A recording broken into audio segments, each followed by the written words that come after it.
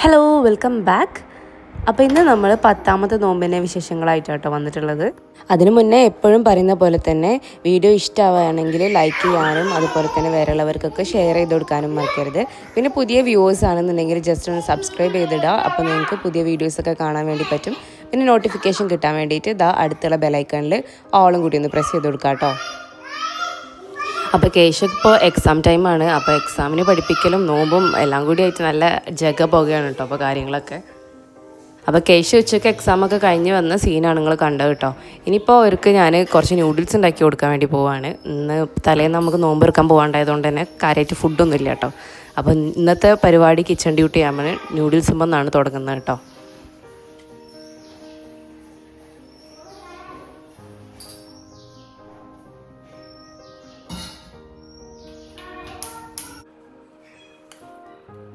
അങ്ങനെ അതൊക്കെ ഉണ്ടാക്കി പാത്രത്തിലാക്കിയിട്ടുണ്ട്. അപ്പോഴത്തേക്ക് ഓള് മേലേക്ക് വരാമെന്ന് പറഞ്ഞിട്ട് അങ്ങനെ പോയതാണ്. കൂടെ മറ്റാളും പോയിട്ടുണ്ട് കേട്ടോ. അങ്ങനെ ഞാൻ അതൊക്കെ പാത്രത്തിലാക്കി റെഡിയാക്കി വെച്ച് കൊടുത്തതിന് ശേഷം പിന്നെ ഞാൻ നിസ്കരിക്കാനുള്ള കാര്യങ്ങളൊക്കെ ആയിട്ട് ഞാൻ പോയിട്ടുണ്ട്. ഓരോരുത്ത് കഴിച്ചോളും, അവിടെ സെറ്റാക്കി കൊടുത്താൽ മതി. ഈ ഒരു ചോപ്പ് സ്റ്റിക്ക് ഓളം മാം ഗിഫ്റ്റ് കൊടുത്താട്ടോ. അപ്പോൾ അതിന് ശേഷം നൂഡിൽസ് ഉണ്ടാക്കി കഴിക്കാനായിട്ട് ഭയങ്കര ഇഷ്ടമാട്ടോ. അല്ലെങ്കിൽ ഇഷ്ടമാണ്, ചോപ്പ് സ്റ്റിക്കും കൂടി കിട്ടിയപ്പോൾ പിന്നെ ഭയങ്കരമാണ്.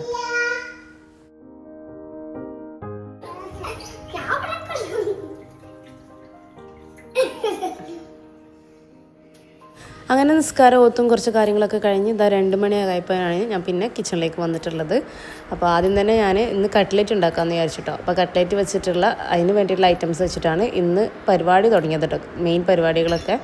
അപ്പം 3-4 ദിവസമായിട്ട് നമ്മൾ കിച്ചൺ അടവായിരുന്നു കേട്ടോ, അതായത് നോമ്പുറക്കം പോലൊക്കെ ആയിട്ട്. അപ്പം ഇന്നിപ്പോൾ കാര്യമായിട്ട് എന്തെങ്കിലുമൊക്കെ ഉണ്ടാക്കാമെന്ന് വിചാരിച്ചു.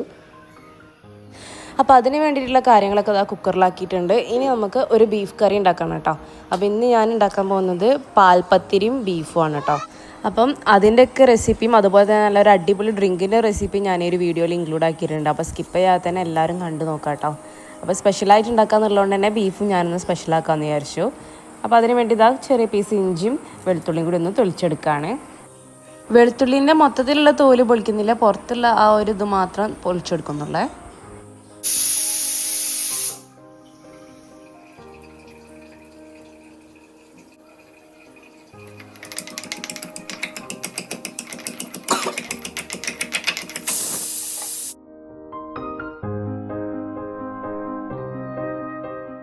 കഴുകി വൃത്തിയാക്കി വെച്ച ബീഫിലേക്ക് ആദ്യം തന്നെ ചെറിയ പീസ് ഇഞ്ചിയും വെളുത്തുള്ളി കൂടി കുത്തിയത് ചേർത്ത് കൊടുത്തു. പിന്നെ 1 സ്പൂൺ ഉലുവയും കൂടി ചേർക്കുന്നുണ്ട് കേട്ടോ.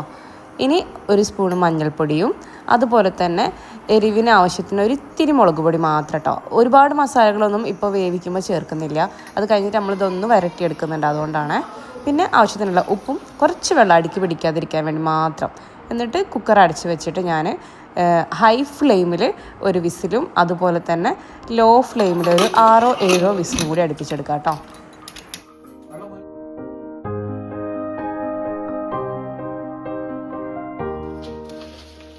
അപ്പോൾ ഇന്ന് ഞാൻ സ്പെഷ്യലായിട്ടൊരു ഡ്രിങ്ക് ഉണ്ടാക്കുന്നുണ്ട് പറഞ്ഞില്ലേ. അപ്പോൾ അത് അത്രയും സ്പെഷ്യലാണ് കേട്ടോ. നല്ല ഹെൽത്ത് ബെനിഫിറ്റ്സ് ഉള്ള ഒരു ഐറ്റം വെച്ചിട്ടാണ് ഇന്നത്തെ ഡ്രിങ്ക്. വേറെ ഒന്നുമല്ല, കൂവപ്പൊടിയാണ് കേട്ടോ. അപ്പോൾ കണ്ടില്ല, ഞാൻ ആവശ്യത്തിനുള്ള കൂവപ്പൊടി എടുത്തിട്ടുണ്ട്. ഒരു 3 ടേബിൾ സ്പൂണോളം കൂവപ്പൊടി എടുത്തിട്ടുണ്ട്. അതിലേക്ക് 1 കപ്പ് വെള്ളം കൂടി ഒഴിച്ചിട്ട് നന്നായിട്ട് മിക്സ് ആക്കി എടുക്കുന്നുണ്ട് കേട്ടോ. അതിലുള്ള കട്ടകളൊക്കെ ഒന്ന് അലിയിച്ചെടുക്കുകയാണ്. ഇനി അത് ഗ്യാസിലേക്ക് വെച്ചിട്ട് ഒന്ന് ഹൈ ഫ്ലെയിമിലിട്ടിട്ട് ഒന്ന് കുറുക്കിയെടുക്കാൻ പോവാം കേട്ടോ. സാധാരണ നമ്മൾ കൂവപ്പൊടിയൊക്കെ ചെയ്യുന്ന പോലെ തന്നെയാണ്. അപ്പോൾ ഇത് വെച്ച് നല്ല അടിപൊളി ഡ്രിങ്കാണ് നമ്മൾ ഉണ്ടാക്കുന്നത്. കൂവപ്പൊടിയാണെന്ന് കുടിക്കുമ്പോൾ നമുക്ക് തോന്നിയില്ല കേട്ടോ, ആൾക്കാരോട് പറയേണ്ടി വരുന്നത് കൂവപ്പൊടിയാണെന്നുള്ളത്. അപ്പോൾ അത് കുറുക്കി തുടങ്ങുന്നുണ്ട്. അപ്പോൾ ഓൾമോസ്റ്റ് കുറുക്കി തുടങ്ങുന്ന സമയത്ത് ഞാൻ ഇതിലേക്ക് 1 പിഞ്ച് ഉപ്പും കൂടി ചേർത്ത് കൊടുക്കുകയാണ്. വളരെ കുറച്ച് 1 പിഞ്ച് മാത്രം ചേർത്താൽ മതി കേട്ടോ. ഇനി അത്യാവശ്യം നന്നായിട്ട് കുറുക്കി കഴിഞ്ഞാൽ പിന്നെ നമുക്കിത് ഓഫ് ചെയ്തതിന് ശേഷം ചൂടാറാൻ വേണ്ടി മാറ്റി വെക്കാം കേട്ടോ. അങ്ങനെ ബീഫൊക്കെ സെറ്റായി വരുമ്പോഴത്തേക്ക് നമുക്ക് അതിലേക്ക് വേണ്ടിയിട്ട് ഒരു മസാല റെഡിയാക്കണം. അപ്പോൾ അതിന് വേണ്ടിയിട്ട് ഞാൻ കുറച്ച് ഐറ്റംസ് ഒന്ന് ഡ്രൈ റോസ്റ്റ് ചെയ്യാൻ വേണ്ടി പോവാണ്. ആദ്യം തന്നെ കുറച്ച് കുരുമുളകാണ് ചേർത്ത് കൊടുക്കുന്നത്. പിന്നെ അതിലേക്ക് ചേർക്കുന്നത് 1 ടേബിൾ സ്പൂൺ വലിയ ജീരകമാണ് കേട്ടോ. ഇതൊന്ന് ലോ ഫ്ലെയിമിലേക്ക് റോസ്റ്റ് ചെയ്തെടുക്കണം. കരിഞ്ഞു പോകരുത്. അതിൻ്റെ ആ ഒരു ചൂടായിട്ട് നല്ലൊരു സ്മെല്ല് വരുമല്ലോ, ആ ഒരു രീതിക്കൊന്ന് റോസ്റ്റ് ചെയ്തെടുത്താൽ മതി കേട്ടോ. അടുത്തതായിട്ട് അത് റോസ്റ്റായി കഴിഞ്ഞാൽ നല്ല ലോ ഫ്ലെയിമിൽ ഇട്ടതിന് ശേഷം നമുക്ക് ഇതിലേക്ക് കുറച്ച് മസാലപ്പൊടിയും കൂടി ചേർത്ത് കൊടുക്കണം. അപ്പോൾ അതിലേക്ക് ഞാൻ മല്ലിപ്പൊടിയാണ് ചേർക്കുന്നത്. മല്ലിപ്പൊടി നമ്മൾ സാധാരണ ബീഫിലേക്ക് ചേർക്കുന്ന പോലെ ആവശ്യത്തിന് ചേർത്ത് കൊടുക്കുക. ഞാനിപ്പോൾ 4 സ്പൂണ് മല്ലിപ്പൊടി ചേർത്തിട്ടുണ്ട് കേട്ടോ.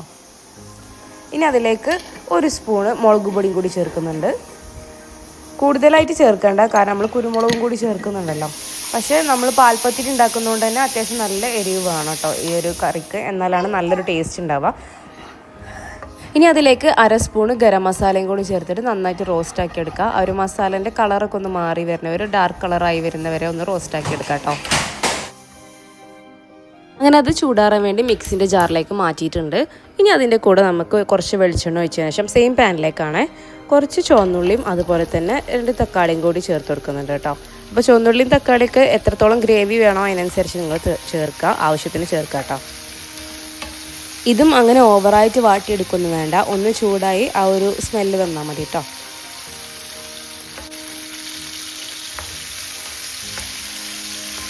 ഈ ഒരു പരുവായപ്പോൾ അതും കൂടി ഞാൻ ആ ഒരു സെയിം മിക്സിൻ്റെ ജാറിലേക്ക് മാറ്റിയിട്ടുണ്ട്. എല്ലാം കൂടി ചൂടാറിയിട്ട് നമുക്കൊന്ന് അരച്ചെടുക്കണം.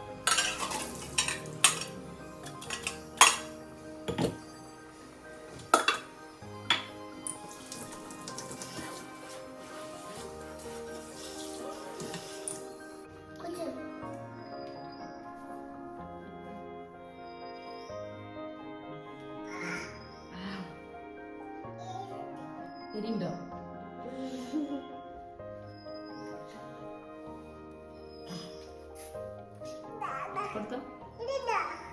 അങ്ങനെ അത്രയും കാര്യങ്ങളൊക്കെ സെറ്റാക്കിയതിന് ശേഷം പിന്നെ കുറച്ച് സമയം പോയി കിടന്നു. അസറൊക്കെ കഴിഞ്ഞ് ഒരു 4:30 ആയതിനു ശേഷമാണ് അടുത്തത് ഞാൻ കിച്ചണിലേക്ക് കയറിയത് കേട്ടോ.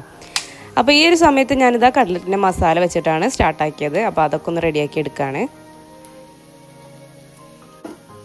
കട്ലറ്റിൻ്റെ മസാലയൊക്കെ എല്ലാവർക്കും അറിയുന്നതാണല്ലോ, സ്പെഷ്യലായിട്ട് പറയേണ്ട ആവശ്യമൊന്നുമില്ല. അപ്പോൾ ചിക്കൻ ജസ്റ്റ് ഉപ്പും കുരുമുളകും മഞ്ഞൾപ്പൊടി ഇട്ടിട്ട് വേവിച്ചു. അതുപോലെ തന്നെ ഒരു വലിയ ഉള്ളിയും ഇഞ്ചി വെളുത്തുള്ളി പേസ്റ്റും പച്ചമുളകും കറിവേപ്പിലയും കൂടി വാട്ടിയതിന് ശേഷം അതിലേക്കും ഇതുപോലെ തന്നെ ഉപ്പും കുറച്ച് ചിക്കൻ മസാലയും മാത്രമാണ് ചേർത്തിട്ടുള്ളത് കേട്ടോ. പിന്നെ നമ്മൾ വേവിച്ച് വെച്ച ചിക്കൻ പിച്ചതും ചേർത്ത് കൊടുത്തിട്ടുണ്ട്. ഇനി ഇതാ ഉരുളക്കിഴങ്ങ് എനിക്ക് പണി തന്നിട്ടുണ്ട് കേട്ടോ. ചില ഉരുളക്കിഴങ്ങ് ഉണ്ടാവില്ല, എത്ര വേവിച്ചാലും ഉള്ളിൽ കല്ലുള്ള ടൈപ്പ്, ആ ഒരു ടൈപ്പ് ഉരുളക്കിഴങ്ങാണ് ഇപ്രാവശ്യം കിട്ടിയത്. അപ്പോൾ അത് ഇതുപോലെ ലാസ്റ്റ് ഞാൻ ആ ഒരു ഇടികല്ല് വെച്ചിട്ട് ഇടിച്ചിട്ടാണ് ഈ ഒരു പരുവത്തിലാക്കി എടുത്തത് കേട്ടോ.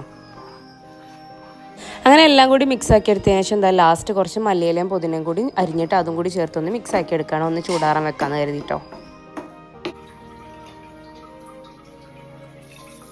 ഇനി ഇതാ ബീഫ് ഒന്ന് വരട്ടിയെടുക്കാൻ പോവാണ്. അതിന് ഒരു ഉരുളി വെച്ചിട്ടുണ്ട്. അതിലേക്ക് ഞാനിതാ വെളിച്ചെണ്ണ ഒഴിച്ചു കൊടുക്കുകയാണ്.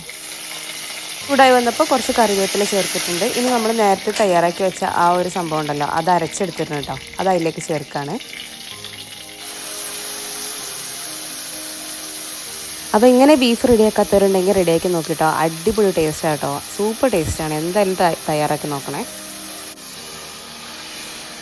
ഇതിലേക്ക് കുറച്ച് വെള്ളവും പിന്നെ നമ്മൾ നേരത്തെ റെഡിയാക്കി വെച്ചിട്ടുള്ള ബീഫ് ഉണ്ടല്ലോ അതും കൂടിയും ചെരിഞ്ഞു കൊടുത്തതിന് ശേഷം പിന്നെ നന്നായിട്ട് മിക്സാക്കി ഒന്ന് ആദ്യം ഹൈ ഫ്ലെയിമിലൊന്ന് തിളപ്പിച്ചെടുക്കുക. ശേഷം മീഡിയം ഫ്ലെയിമിൽ ഇട്ടതിന് ശേഷം അടച്ച് വെച്ചിട്ട് ഇങ്ങനെ കുക്കാക്കി കൊടുക്കുക. ഇടയ്ക്ക് ഇങ്ങനെ തുറന്ന് ഇളക്കി കൊടുക്കുക. പിന്നെ അവസാനം നമുക്ക് വേണ്ട ഒരു കൺസിസ്റ്റൻസി ആവുന്ന സമയത്ത് അത് ഓഫ് ചെയ്തെടുക്കുക കേട്ടോ.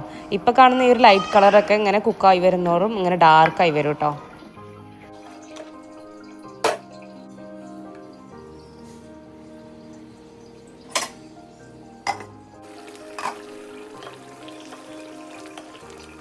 അതവിടെ സെറ്റാവുന്ന സമയം ഞാനിതാ അതിൻ്റെ സൈഡിൽ കൂടെ കട്ട്ലൈറ്റിനുള്ള കാര്യങ്ങളൊക്കെ റെഡിയാക്കുന്നുണ്ട് കേട്ടോ.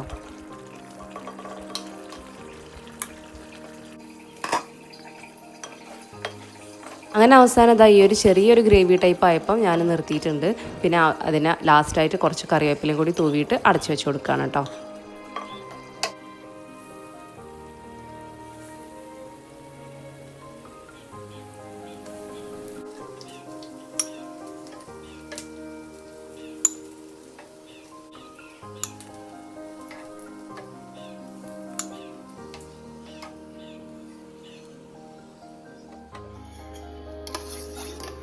ഇനി നമുക്ക് കൂവപ്പൊടി വെച്ചിട്ടുള്ള ആ ഒരു ഡ്രിങ്ക് റെഡിയാക്കി എടുക്കുക. അതിന് വേണ്ടി ഇതാ തണുത്ത് സെറ്റായിട്ടുള്ള ആ ഒരു കൂവപ്പൊടിയൊക്കെ മിക്സിൻ്റെ ജാറിലേക്ക് ഞാൻ ഇട്ട് കൊടുക്കുകയാണ് കേട്ടോ.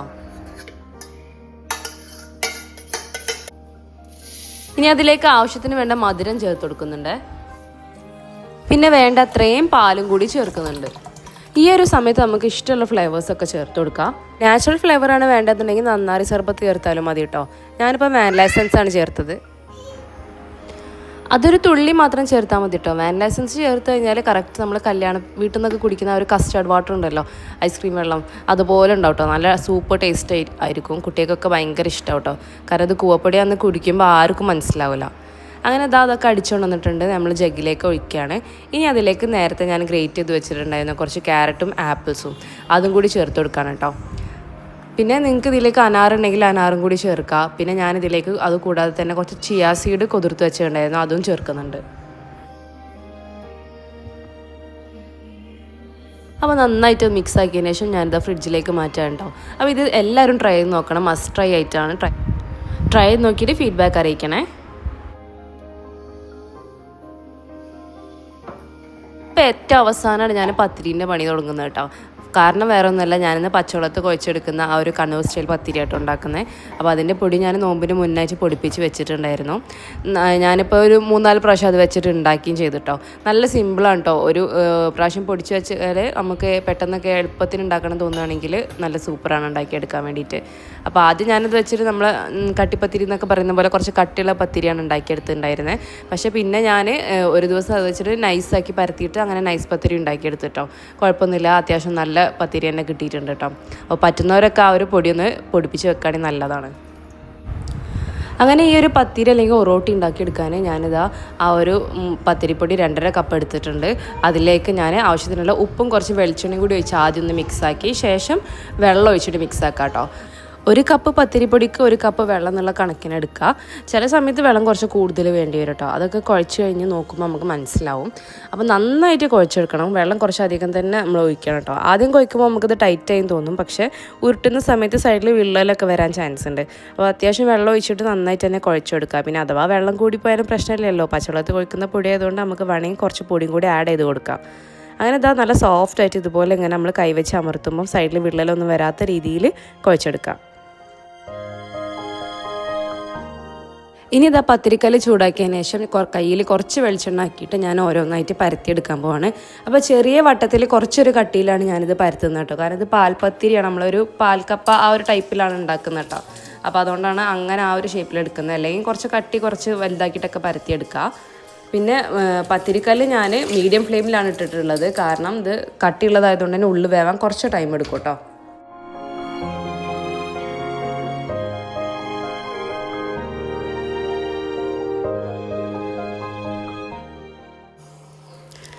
ഇനി ഇത് 2-3 പ്രാവശ്യമായിട്ട് തിരിച്ചും മറിച്ചു വിട്ടിട്ട് വേവിച്ചെടുക്കുക. അപ്പോൾ നന്നായിട്ട് വെന്ത് കിട്ടും. പക്ഷേ പൊള്ളി വരാൻ ചാൻസ് കുറവാണ്. നല്ല കട്ട് ചെയ്തു നമ്മൾ കട്ടിപ്പത്തിരിയൊക്കെ ഉണ്ടാക്കുമ്പോൾ പൊള്ളി വരൂലല്ലോ, പക്ഷെ ഉള്ളിൽ വെന്തിട്ടുണ്ടാവും. അപ്പോൾ ആ ഒരു രീതിക്ക് തന്നെ ഇത് കിട്ടും കേട്ടോ.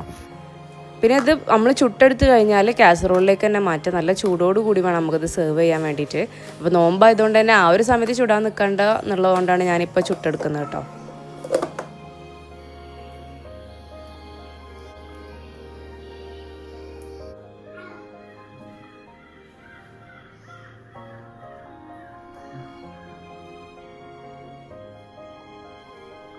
അങ്ങനെ നോമ്പുതുറ നിസ്കാരം കാര്യങ്ങളൊക്കെ കഴിഞ്ഞതിന് ശേഷമാണ് നമ്മൾ പത്തിരി കറിയൊക്കെ കഴിക്കൽ കേട്ടോ. അപ്പോൾ ഈ ഒരു സമയത്ത് ഞാനൊരു പാൽപ്പത്തിരി ഒന്ന് സെറ്റാക്കി എടുക്കാൻ പോവാണ്.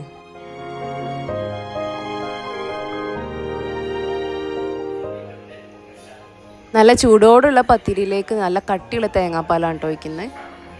പക്ഷെ ഒരു സ്പൂൺ നെയ്യിൽ കറിവേപ്പിലയും ചുവന്നുള്ളി കൂടി മൂപ്പിച്ചിട്ട് അതും കൂടി ഒഴിച്ച് കൊടുക്കുന്നുണ്ട്.